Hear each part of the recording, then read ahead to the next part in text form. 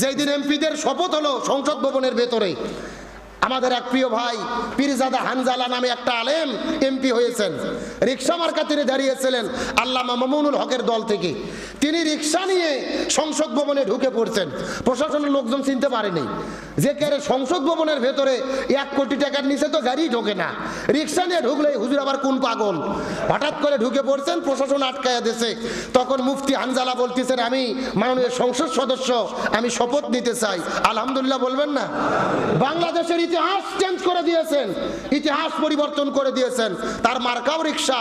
রিক্সা নিয়ে তিনি সংসদে গিয়ে শপথ গ্রহণ করে এমপি হয়ে আবারও রিক্সা নিয়ে তিনি বাড়িতে ফিরলেন। তিনি বক্তব্য দিয়ে ঘোষণা করলেন, আমি একজন আলেম। হযরত উমর ফারুক যেরকম রাতের বেলা বাড়ি বাড়ি ঘুরিয়ে মানুষকে খাবার পৌঁছে দিত, আমিও 5 বছর দায়িত্ব গ্রহণ করলাম, আমি খাবার নিয়ে নিয়ে মানুষের বাড়িতে পৌঁছায়া দেব। আলহামদুলিল্লাহ বলবেন না? আল্লাহ তাআলা সমস্ত আলেমদের মান সম্মান ইজ্জত আরো বৃদ্ধি করে দিক, বলেন আমিন। বাংলাদেশে তো বহু এমপি মন্ত্রী এর আগে দেখেছেন এরকম রিক্সা নিয়ে সংসদে গেছে, পাইছেন? খাবার নিয়ে বাড়ি বাড়ি ঘুরছে, পাইছেন? ভোটের আগে কলার গাছ দেখলেও সালাম দেয়, আর ভোটের পরে খুঁজে পাওয়া। ভিপি নুরুল হক নুরুর একটা ভিডিও দেখলাম, কয়েকদিন আগে মানুষের দাঁড়ে দাঁড়ে যেয়ে পাও ধরে ভোট চাইলো, অথচ গতকাল মন্ত্রী হওয়ার পরে কিছু লোক রাস্তা আটকাইছে যে ভিপি নুরুল হক নুরুল সাহেব, আপনি তো প্রতিমন্ত্রী হয়েছেন, দাঁড়ান, আপনার একটা কর্মী মারা গেছে, আপনি কি জানেন? ও বলতেছে, কিসের কর্মী? ওগুলো খবর পরে আমি খুব ব্যস্ত আছি, এখন ছেড়ে দাও। মন্ত্রী হওয়ার হলো একদিন, আর কর্মীদের ধাক্কা মেরে পার হয়ে চলে যাচ্ছে। 1 বছর এখন তো পারই হয়নি, কথা কর না কে? 1 বছর চলে গেলে আলাদা স্বৈরাচারকে ফেল পালাবে, এ সমস্ত ভাব দেখেই বোঝা যায়। ভোটের আগে মামু খালু চাচা কোনো লোক জমি লাগাচ্ছে, এমপি প্রার্থী দৌড়ে দিয়ে ভেয়ের মধ্যে জড়িয়ে ধরে, মনে হয় খালাতো ভাই হয়, কথা কর না কে? আর ভোটের পরে জমির নামা তো দূরের কথা, সালাম দিলেও হাত তোলে না, এমন নেতা আছে না নাই? কথাই একটাই, তেঁতুল গাছে যেরকম আপেল পাবেন না, একই রকম যদি ভালো মানুষকে নেতা না বানান, আলেমদেরকে নেতা না বানান, এমন ভালো ব্যবহার সমাজে পাওয়া যাবে না। আমরা দোয়া করি যে আলেমেরা এমপি হলো এরা ভালো ব্যবহার করে যেন জাতিকে বুঝতে সক্ষম হয় যে আমরাই জাতির জন্য কল্যাণ করতে পারবো। আল্লাহ তাআলা আলেমদেরকে সেই তৌফিক দান করুক, বলেন আমিন। তাহলে বলতে চাচ্ছিলাম, রমজান মাসে রোজা এসেছে আমাদের ট্রেনিং নেওয়ার জন্য, অন্যায় ছেড়ে দেওয়ার জন্য, অপকর্ম ছেড়ে দেওয়ার জন্য। আমরা সব অন্যায় যদি ছাড়তে পারি, আমাদের সম্মান মর্যাদাকে কে বৃদ্ধি করে দেবেন? আমার বন্ধুগণ, মুসলমান ভাইরা, গভীর মনোযোগ লক্ষ্য করুন। রমজান মাসে রোজা যদি আমরা রাখতে পারি, আল্লাহ তাআলা কেমন সম্মান দেবেন, কেমন মর্যাদা দেবেন, কথাগুলো ভালো করে বোঝার চেষ্টা করবেন। হাসরের ময়দানে মানুষের মাথার উপর যখন সূর্য চলে আসবে, মানুষের মাথার মগজগুলো গলে গলে পড়বে, প্রধানমন্ত্রী রাষ্ট্রপতির কোনো পরিচয় হাসরের ময়দানে কোনো লাভ আসবে না, কোনো উপকার আসবে না। ওই দুনিয়ার ভেতরে কে কার সন্তান ছিলেন, কে কার স্ত্রী ছিলেন, স্বামী ছিলেন, হাসরের ময়দানে স্বামী তার স্ত্রীকে পরিচয় দেবে না, স্ত্রী তার স্বামীকে পরিচয় দেবে না, সন্তান বাবা মার পরিচয় দেবে না, বাবা মা সন্তানের পরিচয় দেবে না। কিন্তু ওই কঠিন মুহূর্তের ভেতরে আল্লাহ তাআলা নবীজি হাদিস শরীফের মধ্যে বলেন, ওই কঠিন মুহূর্তের ভেতরে 3 প্রকার সুপারিশ আল্লাহ তাআলা গ্রহণ করবেন। ওই কঠিন বিপদের সময়ে 3 প্রকার সুপারিশ গ্রহণ করে আল্লাহ তাআলা তাদেরকে জান্নাতে দিয়ে দেবেন। কয় প্রকার বললাম? এ মুসলিম ভাইরা, গভীর মনোযোগ লক্ষ্য করুন। ওই হাসরের ময়দানে কঠিন বিপদের ভেতরে, এই দুনিয়ার ভেতরে যারা কোরআন পড়বেন, কোরআন বুঝবেন, কোরআন দিয়ে জীবন গঠন করবেন, এই দুনিয়ার ভেতরে যারা কোরআনের সঙ্গে সম্পর্ক রাখবেন, ওই হাসরের ময়দানে স্ত্রী যখন পরিচয় দেবে না, স্বামী যখন পরিচয় দেবে না, পিতা মাতা যখন সন্তানের পরিচয় দেবে না, এই দুনিয়ার ভেতরে যারা কোরআন পড়বে, কোরআন বুঝবে, কোরআন দিয়ে জীবন গঠন করেছে, ওই কোরআন আল্লাহর কাছে সুপারিশ করে বলবেন, আল্লাহ এই মানুষগুলোকে আমরা জান্নাতের মধ্যে দেখতে চাই। আল্লাহ কোরআনের সুপারিশ গ্রহণ করে ওই কোরআন পড়াওয়ালা বান্দাদেরকে আল্লাহ তাআলা জান্নাতের মেহমান বানায়া দেবে। এই জন্য রমজান মাসে রোজা এসেছে। এই রমজান মাস হলো পবিত্র কোরআনুল কারীম নাজিলের মাস। এই রমজান মাসে আমাদের সিদ্ধান্ত নিতে হবে, কোরআন পড়বো, কোরআন বুঝবো, কোরআন দিয়ে জীবন গঠন করব। যারা কোরআন তিলাওয়াত করতে পারেন না, সিদ্ধান্ত গ্রহণ করেন, রমজান মাসটাকে কাজে লাগান, কোরআন পড়া চালু করে দেন, কোরআনটা শিক্ষা গ্রহণ করার চেষ্টা করেন। আপনার বয়স 40 বছর হলো, 50 বছর হলো, 60 বছর হয়ে গেল, 70 বছর বয়স হলো, দুনিয়ার মধ্য থেকে আপনি বিদায় নিয়ে চলে যাবেন। আপনি বড় কপাল পরা, আপনি বড় হতভাগা। আল্লাহর কোরআন যদি পড়তে না পারেন, আল্লাহর কোরআন যদি বুঝতে না পারেন, এই কোরআন কিন্তু আপনাকে সুপারিশ করবে না। এই জন্য সিদ্ধান্ত গ্রহণ করেন, রমজান মাস এসেছে, যারা এখন পর্যন্ত কোরআন পড়তে পারি না, ওই কোরআনটা শিকার দরকার আছে না নাই?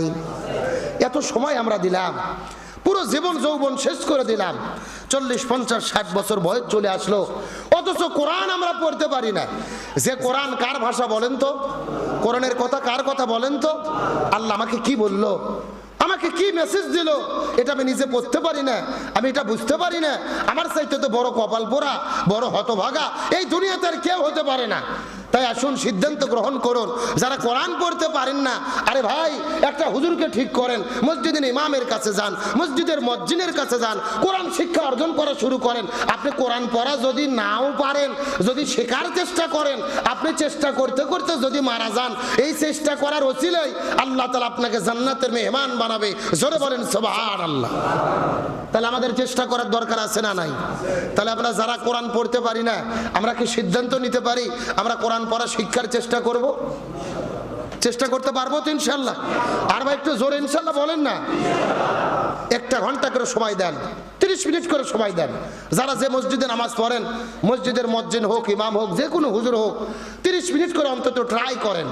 আমি বিশ্বাস করি বেশি নয়, 2-3 মাস সময় যদি দিতে পারেন, আল্লাহ তাআলা আপনাকে কোরআন পড়ার মতো একটা তৌফিক দেবেন।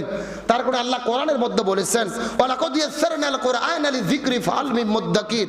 আল্লাহ বলেন, আমি কোরআনকে মানুষের জন্য, পড়ার জন্য, বোঝার জন্য, জানার জন্য আমি আল্লাহ সহজ করে দিয়েছি। সুবহানাল্লাহ বলেন। তাহলে কোরআন যে সহজ, এটা কার কথা? আল্লাহ নিজে একই কথা 3 বার বলছেন।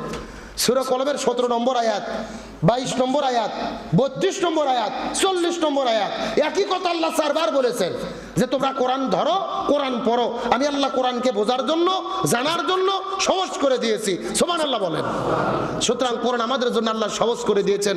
রমজান মাস এসেছে, আমরা যারা কোরআন পড়তে পারি না, আমরা কোরআন পড়ার জন্য পরিকল্পনা গ্রহণ করি, শিক্ষার জন্য পরিকল্পনা গ্রহণ করি। আল্লাহ আমাদের তৌফিক দান করুক। সকলে বলেন আমিন।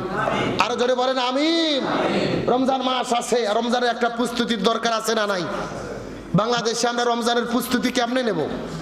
আমাদের দেশে, আমাদের সমাজে রমজান মাসের প্রস্তুতি মানে হলো রোজার অন্তত 1 সপ্তাহ আগে 5 কেজি ছোলা বুট কিনতে হবে, 2 কেজি মিশ্রি, 2 কেজি গুড়, তারপরে 2 কেজি মুড়ি, বিটির বাড়ির দেওয়া লাগবে আপনার ওই খুরমা খেজুর, কিভাবে সাজা দেওয়া যায়, কিভাবে ডাল চিনি বুট কিনা যায়, 1 মাস ভালোভাবে খাওয়া যায়। এটা হলো আমাদের রমজানের প্রস্তুতি।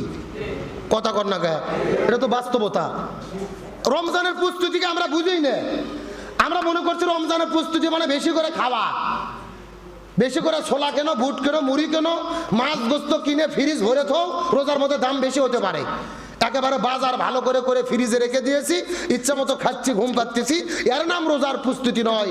রমজান মাসের প্রস্তুতি মানে হলো 1 মাস আমি কি করলে সুস্থতার সাথে রোজা রাখতে পারবো, 1 মাস আমি কিভাবে 30 দিন জামাতে তারাবির নামাজ আদায় করতে পারবো, 1 মাস আমি কিভাবে 5 ওয়াক্ত নামাজ জামাতে পড়তে পারবো, 1 মাস আমি কিভাবে আল্লাহর ইবাদত বন্দেগী বেশি বেশি ভাবে করতে পারবো। এই পরিকল্পনা নেওয়ার নাম হলো রমজান মাসের প্রস্তুতি গ্রহণ করা। কথা কর না গা, আমাদের কি সেই প্রস্তুতি আছে? বরং আমরা প্ল্যান করে রাখছি যে রমজান মাসে তারাবির নামাজ পড়বো, কোন মসজিদে জোরে 3G স্পিডে নামাজ হয় ওই মসজিদে নামাজ পড়া লাগবে। এমন মুসল্লি আছে না নাই? দেখবেন মসজিদের মধ্যে তারাবির নামাজ চলতেছে 3G 4G 5G, একেবারে যেই মসজিদের হুজুরের স্পিড যত, ওই মসজিদে তারাবির মুসল্লি তত। কথা কন না গা। অথচ তারাবি শব্দের অর্থ হলো ধীরে ধীরে পড়া। তারাবি মানে কিভাবে পড়া? ধীরে ধীরে পড়া। আর বাংলাদেশে তারাবি মানে হলো তাড়াতাড়ি পড়া, মানে যত তাড়াতাড়ি পড়া যায় তত ভালো। তারাবির নামাজের নামে তামাশা ঠাট্টা করা যাবে না ভাই। আপনি প্রয়োজনে কম পড়েন, ধীরে ধীরে পড়েন, হক আদায় করে পড়েন। তারাবি মানে হলো বিরতি দিয়ে দিয়ে পড়া। আপনি 4 রাকাত 8 রাকাত পড়লেন, শরীর ক্লান্ত, রসুল বলতেছে আপনি একটু বসে থাকেন, পানি খান, খুরমা খান, মুড়ি খান, প্রয়োজনে 15 মিনিট শুয়ে থাকেন, রেস্ট নেন, আবারও নামাজ পড়েন। এটা হলো তারাবির নামাজের পদ্ধতি। আর আমাদের সিস্টেম হলো কিভাবে 30 মিনিটের ভেতরে 25 রাকাত নামাজ শেষ করে একেবারে খাইয়ে শোয়া যায়। এগুলো নামাজ না, নামাজের নামে ঠাট্টা তামাশা। নামাজ যদি পড়তে হয় হয় হক আদায় করে পড়ার দরকার আছে না নাই? কথা বলে না কেন? মসজিদে মসজিদে যেরকম 3G 4G 5G স্পিডে তারাবির নামাজের নামে তামাশা চলে, এখান থেকে আল্লাহ আমাদের হেফাজত করুক, বলে না।